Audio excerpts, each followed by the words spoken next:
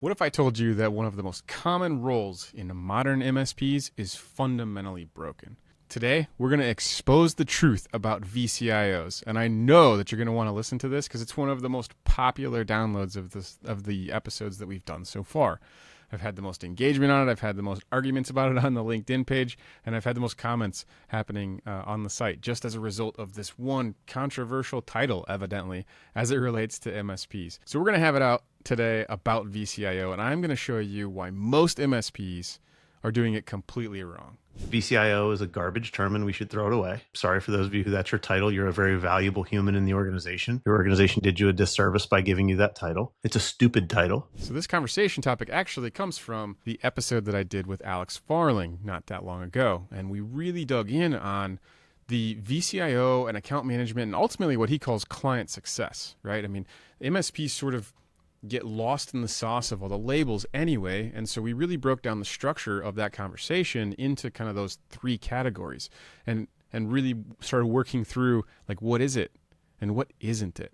And that's really, I think, where some of the controversy started to spark. So we're going to dive into the hard truths about VCIOs, which was inspired by that conversation, which is episode 3 of MSP Insider with Alex Farling. So where we wanted to start today ultimately was looking at the scale of the way that the industry treats this particular role, right? Now, I happen to actually be a VCIO at one point in my 18-year journey, but it was sort of when that term was still pretty new. I mean, you didn't really see it out there. You didn't really hear it out there much. It was like right when it sort of started to permeate the thing. And I had 11 years on the tech side before eventually moving into that VCIO seat, which was really more like technical account management, quasi-sales engineer, and ultimately just took the VCIO title because that's what the industry offered to have it be labeled, and then subsequently went on to be a sales rep and then lead and grow sales teams, right? The growth side of the business, sales and marketing. So I can tell you, like from first-person experience, how awkward that title was. Now, this would have been 8 years ago, 9 years ago, somewhere in that range. But the industry still, like, there's this balance, right, between the two halves of like what the role kind of is. And most MSPs believe that VCIOs are like a requirement to be an MSP, right? So like every MSP needs to have one. And you need to have a technical person who can actually and also talk to clients. And they also need to carry a quota. And they generally come up through the ranks and are promoted from within, right? And like that's the way that the industry sort of tells you and has fed the myth, if you will, about this particular role for so long.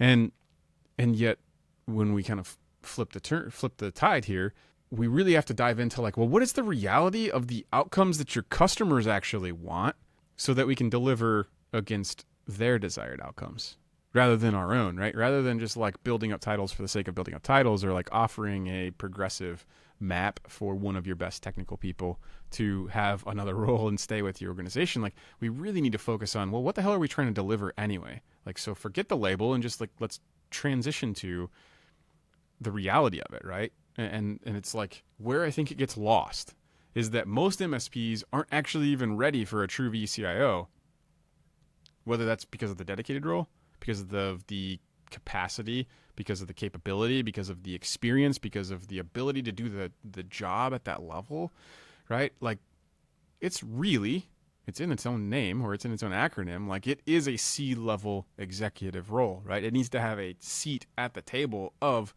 the executive table that it's sitting at.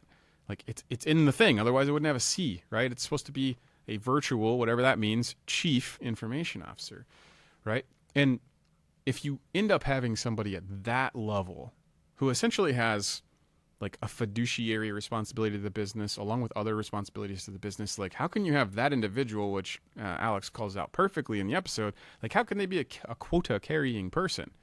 Like it's fundamentally at odds with the intent and the desired outcome of bringing the best technical recommendations to the business if they're incentivized to favor one thing over the other because of margin or because of any of those other things, right? And the last piece that was really sort of like the on-ramp for me when I was in this role, and I had to start going to my first board meetings of clients and like trying to figure this stuff out on the fly, was having the ability to understand, comprehend, carry, and also lead conversations and meetings with other executives that required like business acumen as a non-starter ultimately, right? Like that was the prerequisite to even really get into the room, because if I couldn't handle a conversation at their level, their strata level in the business, then nothing that I had to say was really ever going to be taken seriously anyway, or with serious level of leaning in and paying attention, right? It just sort of would have been like, that's cute, go sit there in the corner. And how can you direct the strategy, the structure, the infrastructure, the intent, the technology for any business if they can't just like inherently value and trust the guidance that you're giving them from that role? So that's the balance, if you will, of ultimately like how we have to handle like the internal but also the external expectations and reality. Like it's like the perceptions both internally and externally about who this role is, what they are, what they do, what they offer is so murky, right? Because we don't do a great job as MSPs defining that very clearly. And so Alex really leaned in hard to helping MSPs understand how you might start to go about thinking like true VCIO services as compared to traditional account management functions or other client success, customer success functions in the business that he went on to talk about. Imagine the CIO for General Motors rolls into the General Motors executive leadership team meeting and says, I have a new project that we have to undertake. We have to leave our current accounting financial system that we built in-house. We have to move to Oracle. The leadership team says, great, what's that going to cost? $40 million. Oof, even for GM, that's a lot of money. Is there enough money in your budget to cover that? Nope, I need extra money. We talk back and forth, we get board approval, we do all the stuff. Finally, the CIO talks us into it, and we now roll out this big Oracle project. Imagine the day where the CIO walks out of the boardroom with the approval, calls his Oracle rep and goes, we're good to go, send me my commission check. What happens to that CIO? He goes to jail. So let's break down why these misconceptions are hurting MSPs to begin with.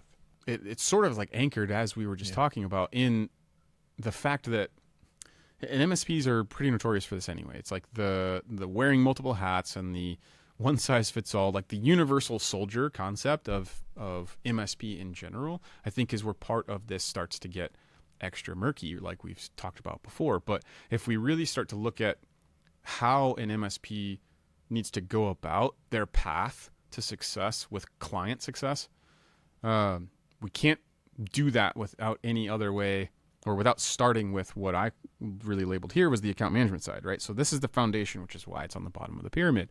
And inside account management, we're really talking about inside sales. We're talking about client retention, right?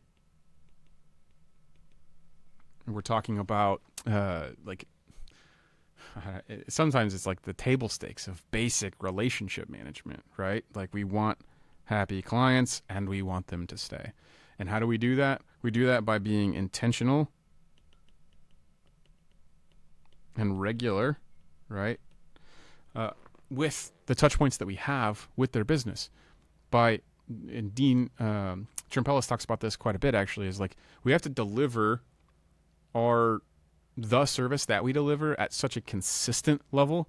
And it doesn't do you any good to flip the heroic switch and be like over delivering one time, because all that does is just skew the baseline of what the experience should feel like, right? So we need to consistently deliver things like the quarterly business reviews.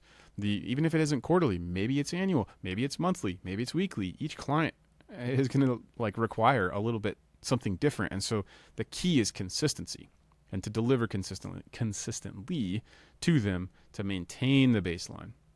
And then you really have this middle team that sits in there, right? So account management is more of the inside sales piece, right? They're the ones driving reconciliation conversations, and they're the ones that are generally asking for more money whenever they're talking to the client, right? And clients feel that, which is also why Alex argues that you have this middle layer that's really important, that's truly the advocate for the client, right? They're the ones that have the strategic and intentional touch points with your business, with the client's business. They're the ones that are paying attention to the risk monitoring, right? They're dealing with internal and external risk. They're actually setting the conversations up for driving those conversations with the client. They're also there to build and maintain the ultimate relationship, right?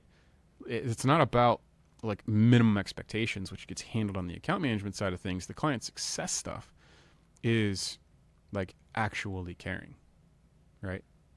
Being completely detached from the outcome and just showing up and caring and working towards the outcomes that that client wants, finding ways to bridge the gap between them and the service that you deliver. And then finally, you can unlock this concept up top for the VCIO at the top of the pyramid, because that's where you need to lead from, right? It's where the business strategy takes place. It's where the executive level planning takes place.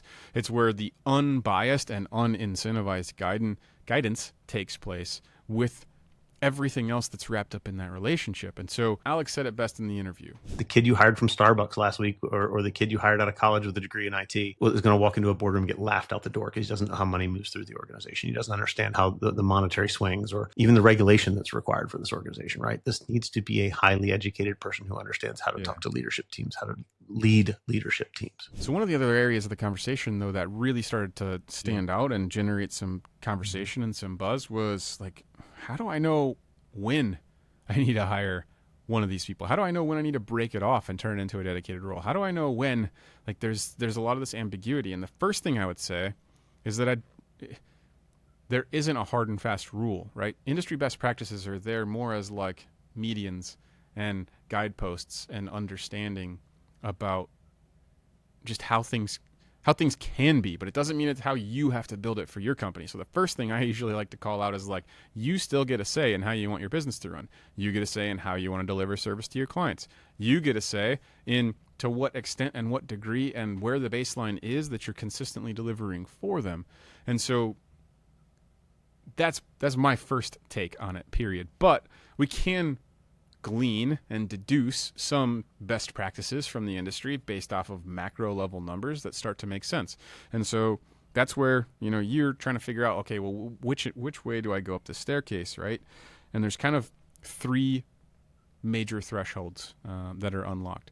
And in that sub $2 million range, this is usually where you're still seeing the owner handle everything, right? So the owner still kind of wearing the AM hat ultimately, right? Which then sort of makes it a little murky that they're like that VCIO, because they're generally more capable. They can also handle business level conversations a little bit more because they are running a business too, right? So like there's this strange ambiguity that just sort of ends up happening as a result of wearing multiple hats, which, it gets the job done, but it doesn't set anyone up for like long-term consistent success. But nevertheless, it's what you have to do, right? Because you kind of have to earn these stripes to get and grow to the next threshold. So in this area, the owner is traditionally managing or dealing with those account management functions and in between all the other hats that they're wearing, right?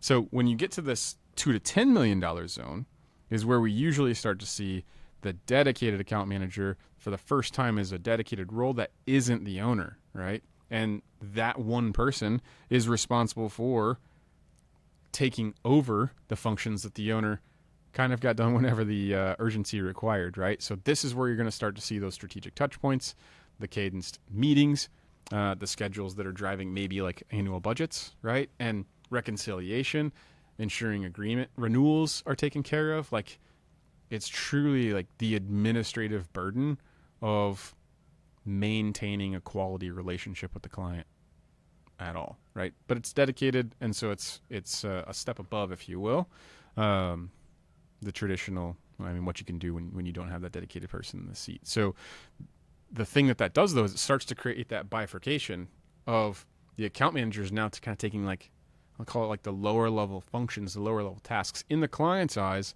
so that the owner can come to maybe the quarterly ones, but not the monthly ones, or the annual one, but not the quarterly ones, right? Like the owner gets to take sort of that strategic seat, while the account manager sort of takes the heavy lifting of the just kind of like keeping the wheels on the bus stuff. And you'll usually see that in that 2 to 10 million range. And as you go up that scale from 2 to 10, it's usually more of these dedicated account managers where the owner still sits in that strategic spot, offering and delivering the value from there.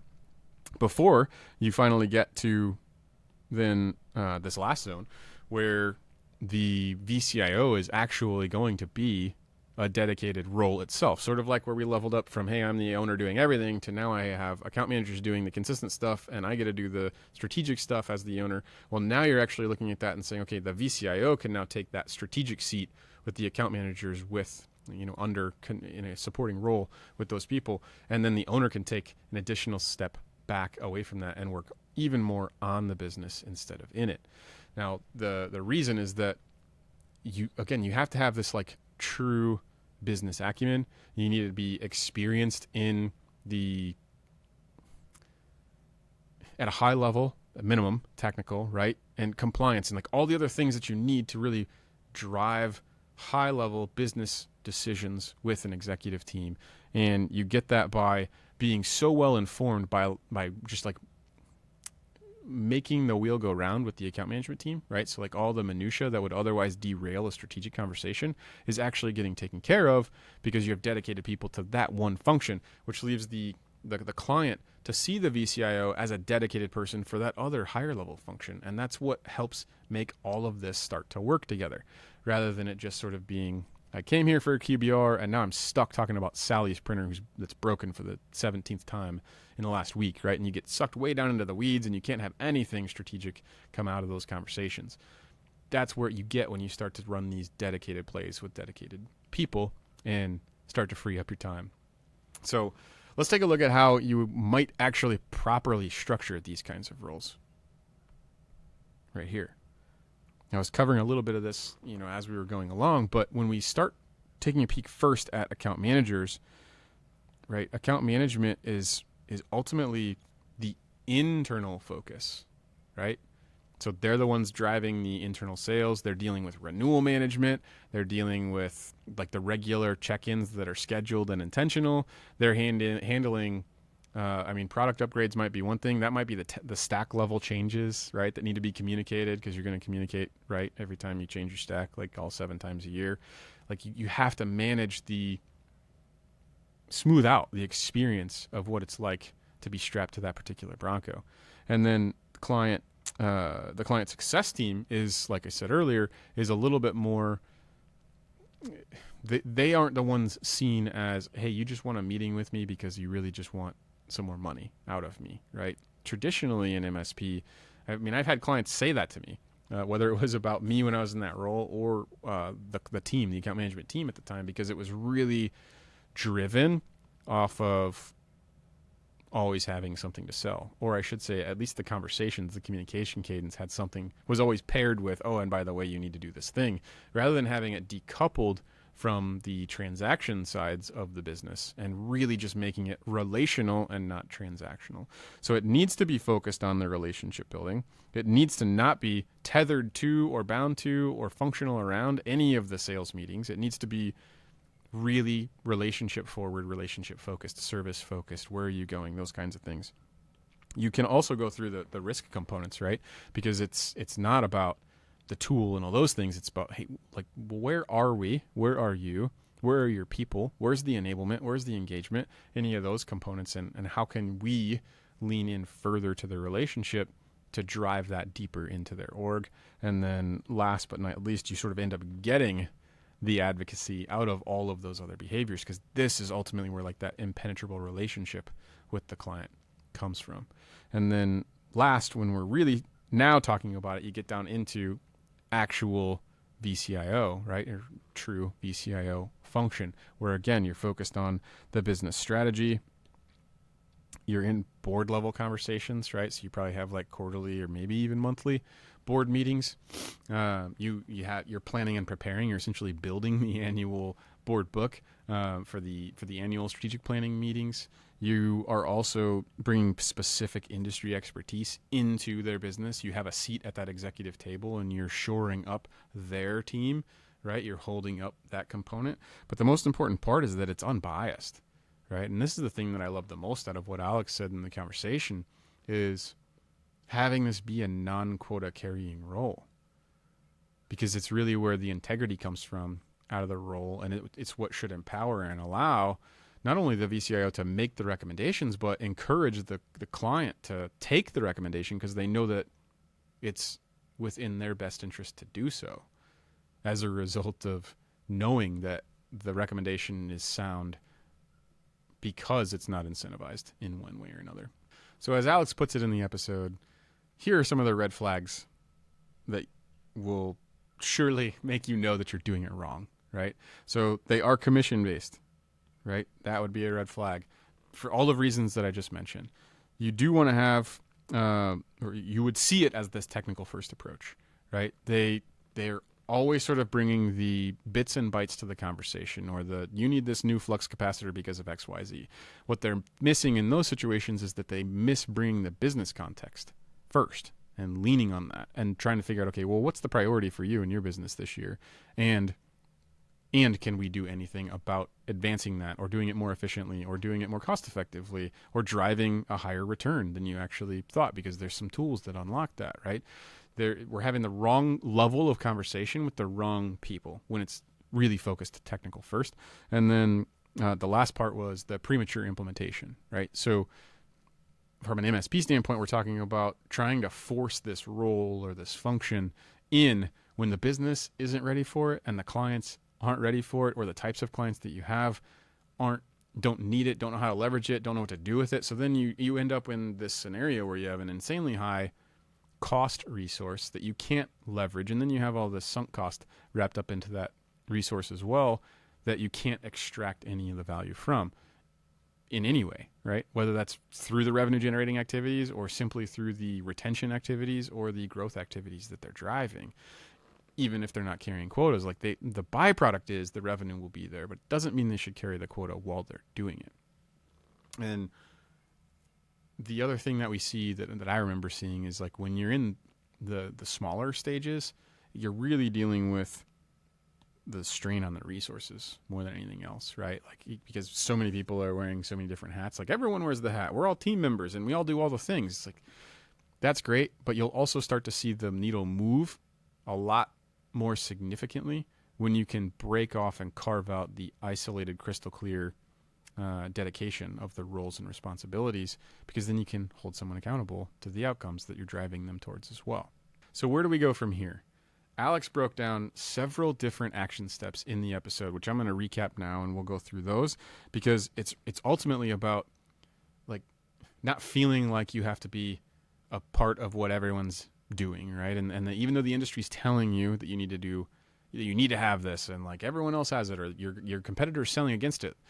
At the end of the day, you just need to deliver service to a certain level to the client that's better than what they can get elsewhere on the market. And it isn't about the title. It isn't about the label. It isn't about saying that we have this or we don't. What you really need to do is figure out, where are we? What can we do? What are we doing? What do we need to start doing? Right? It's sort of like that start, stop, keep exercise where you really, truly work through, well, let's evaluate where we are, what we're doing, where our client relationships are, right? Do we have a bunch of relationships that are 20 years old and they're paying us what they were 20 years ago because we've never stopped long enough to go back to those conversations with those clients and actually have a today version of that conversation? It's a great place for the customer success and the account management function to really step in a dedicated way and start to maximize the value of the relationships that you already own. And then you kind of move on to the next step, right? So down there's 1, this is 2. Now you can build the foundation for long-term relationships and strong, like impenetrable relationships between you and your customers across more than one person. That's kind of one other thing that we didn't really talk about. Like, you don't want to find yourself in a world where you have one key holder to all of the relationships because of all those hats that one person was wearing. This is one of those ways that you can really start to distribute the risk for the MSP as it relates to the relationship capital that you have with your customers as well. And then finally, you'll get to the point where you can lead in a very intentional and very strategic way that also maps and matches to the right level of business strata in your customer environment, right? you'll be having the right conversation with the right person at the right time in the right room that's going to drive the results that you're chasing the whole time anyway. One of the best things that you're going to see out of this VCIO role once you're rolling it out formally and fully is that you're actually going to like pre-build the timeline to success. And then you're just executing towards it. And you're going to start seeing those milestones of, less noisy clients, happier relationships, longer term solid relationships with those people. You will see an increase in revenue because of the initiatives that they're agreeing to and the projects that you're kicking up. Like all of those things will happen, but it only happens as a byproduct of doing it intentionally and doing it the right way, the way in which it was intended, right? Like isolating the roles, providing clarity to your customers. So the main thing that I want you to take away from this particular conversation with Alex on episode 3 about VCIO is to remember there is nothing wrong with not having a VCIO. Whether it's the role or the title on your line card and your services, there's nothing wrong with that. What is wrong is pretending that you do have one when you don't. And I'm going to say something even more controversial. If you're a small MSP and you don't have this person, that's okay too. You can build a really good business without a VCIO. There is a short attention span in this industry where we jump from one thing to the next to the next. Right now it's VCIO and everybody thinks that they have to have one. And I would argue that what we need to have is a client success program where we understand which clients are at risk and which ones aren't. And that we're meeting the needs of each client instead of meeting the needs of the MSP to sell a full list of products across all of our customers. Thank you for joining me on this episode of the Whiteboard Series of MSP Insider. We dove really deep into this conversation in my conversation with Alex Farling. If you haven't seen it, he's literally the industry expert on this topic after all of his experience with Lifecycle Insights and now ScalePad. So go check out that episode. I promise I've had a bunch of feedback on it. Everyone's loving it, with the exception of the ones that, a little flame under. But that's what we're here to do, is to bring you the conversations that others aren't willing to actually have, to bring the things that MSPs need to hear to the MSPs from an old MSP perspective. So thank you again for tuning in to this episode of MSP Insider, and we will see you on the next one.